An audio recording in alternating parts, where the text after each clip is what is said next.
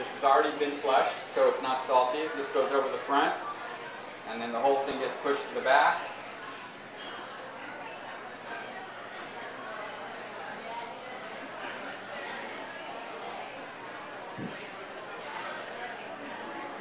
Okay, so now basically we're ready.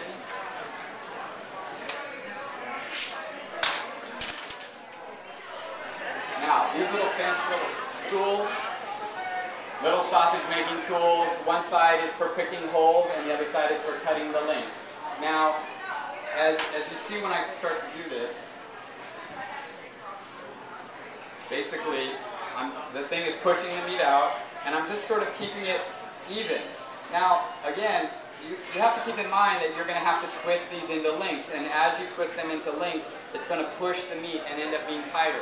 So you want to kind of keep it even, but not overstuffed, and sort of feel the flow as it's coming out, and it's mainly just all about how it feels. You can always tighten them, but you can't loosen them. Once they pop, you're kind of messed up, and you got to take that mix out and stick it back in. So you'd rather be a little loose than a little tight. So you just sort of let this go. Now again, on these crank machines, when you stop, it stops. When you're cranking, but you know, you need two hands. The beauty of this, obviously, is that I can sort of feed the casing out and make it even, as well as feeling the sausage. Now I kind of have my hand half on the tube, half on the sausage. So I'm sort of letting the casing come out and not allowing too much meat to go into the casing. So again, it's sort of a fine balance, but I'm just going to stop it there, even though it's probably not done. And then you just cut it.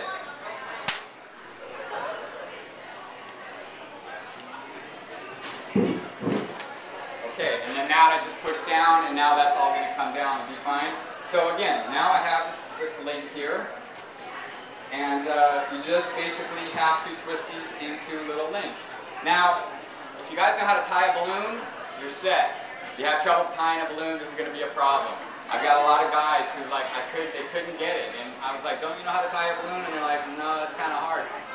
You can tie a balloon, you can do this. So basically it's the same theory with your thumb, the whole thumb thing. I can't explain like how to do it, but you know, you're pushing the thumb through, and then with your first finger pushing that through and making the knot. The first knot should be sort of at the end, and that's what you end up with. Then it's just a matter of sort of gauging how big you want them, pinching it where you want to pinch it, and you twist forward. So you twist forward 6-7 times, but again, not too much because you don't want this too tight. And then it's the reverse. So you pinch back and twisting back, and then forward, back. You got to be very gentle, and it really depends. Sometimes you might have things in the sausage that would have a more tendency to break the casing, and again, what you don't want is holes in the casing. And I'll get into why that is in 1 second. So basically, sort of come to the end, and you end up with that, and you just push that to the end of whatever size that might be, and again, make your knot at the end, and that's what you end up with. So, one thing, I just want to talk a little bit about this tool right here. There's obviously going to be air in these sausages. I mean, it's almost impossible to do it without air, but again, you really don't want a lot of air in these when you're cooking those. So they have this little handy tool that you can buy at Sur La Table or any butcher supply, and you kind of just go through and you poke the holes. And the air, for some reason, is usually on the inside curve, which I'm not sure why that is. I'm sure there's some scientific reason. And you just want to sort of get that air out of there. And again,